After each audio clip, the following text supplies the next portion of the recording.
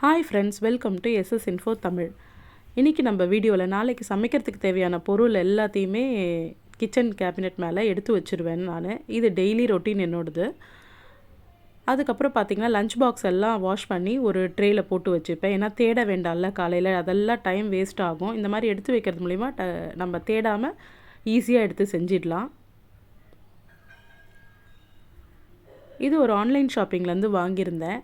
நம்மளோட டேபிள் வீணாகாது. நம்ம சுட சுட ஏதாவது ஒரு அவசரத்தில் கொண்டு வந்து வச்சோன்னா இது கொஞ்சம் வீணாகாமல் இருக்கும். ரொம்ப க்யூட்டாக இருந்தது இது. ஃபிஷ்ஷு, அந்த கேட்லாம் போட்டு, அதனால் பிடிச்சிருந்தது இந்த உடன் டேபிள். அப்புறம் பார்த்திங்கன்னா மார்னிங்கே விளக்கேற்றிட்டு என்னோடய சமையல் ரொட்டீனை நான் ஸ்டார்ட் பண்ணிவிடுவேன். இன்றைக்கி சமையலுக்கு சாதம், ஸ்நாக்ஸ்க்கு சுண்டல், வேக வச்ச சுண்டல், வெள்ளை மூக்கடலை, அப்புறம் பசலைக்கீரை கடையல் தான்.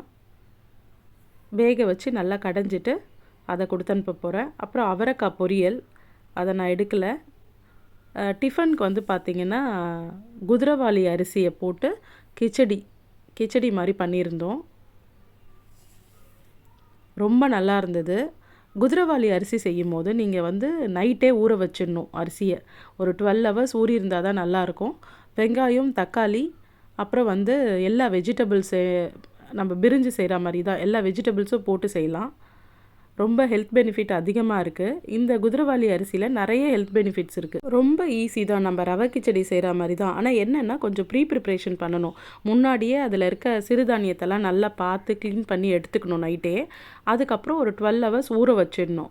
ஊற வைக்காமையும் செய்கிறாங்க. பட் நான் சிறுதானியத்தை பொறுத்த வரைக்கும் நைட்டே ஊற வச்சுருவேன்.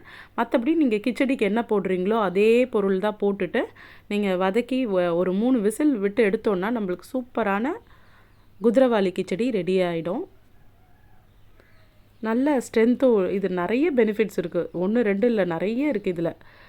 நம்மளோட எல்டிஎல் கொலஸ்ட்ரால் எல்லாம் கண்ட்ரோல் பண்ணுதுன்னு சொல்கிறாங்க. அதனால் இதை டிஃபனுக்கு இதுவும் தேங்காய் சட்னியும் செஞ்சிட்டோம். நல்ல ஒரு பெஸ்ட்டு காம்பினேஷனாக இருந்தது ரெண்டுத்துக்கும். குழந்தைங்களுக்கெல்லாம் நல்லா ஈஸியாக சாப்பிடுங்க. வழவழன்னு தான் ஆகிடுதுன்னு, அதுக்கு தான் ரொம்ப நேரம் ஊற வைக்கிறது. ஊற வச்சு நல்லா ஒரு 3 விசில் எடுத்துட்டோன்னா நம்மளுக்கு பொங்கல் எப்படி வருதோ அதே பதத்துக்கு வந்துடும். இது இல்லை சம்பா ரவை, அந்த பதத்துக்கும் வந்துடும்.